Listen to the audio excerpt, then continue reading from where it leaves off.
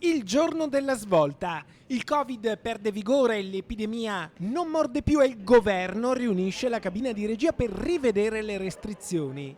Un tagliando che riguarda l'orario del coprifuoco, le riaperture, il Green Pass, l'uso delle mascherine. Insomma, la giornata di oggi è stata scandita da ore cruciali, commentate anche dal governatore veneto Luca Zaia. Ha senso buttare il cuore oltre ostacolo oppure no? Io penso che abbia senso seguire e accompagnare questo processo, il che significa mettere mani al coprifuoco, il che significa cominciare ad allentare un po' di più. Un dato incontrovertibile è che le vaccinazioni funzionano. Le categorie che hanno già ricevuto la loro dose scompaiono dalle statistiche sui ricoveri. Gli over 80 ormai sono coperti nel 97,4% dei casi, un vero e proprio record.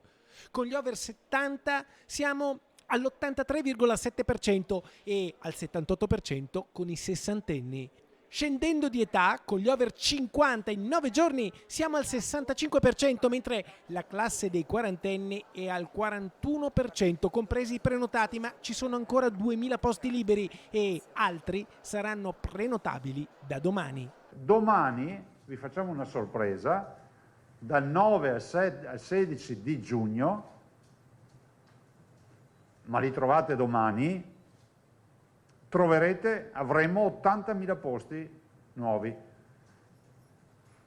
Quindi l'invito di occuparli, perché se non vedo posti occupati, se non vediamo, ne parlavamo anche stamattina all'assessore, posti occupati, noi apriamo ulteriormente. Cioè vuol dire che a quel punto diremo al quarantenne indeciso, al cinquantenne indeciso, guarda, pensa tranquillo che intanto vacciniamo tutti gli altri, il resto della popolazione che ha diritto di essere vaccinata.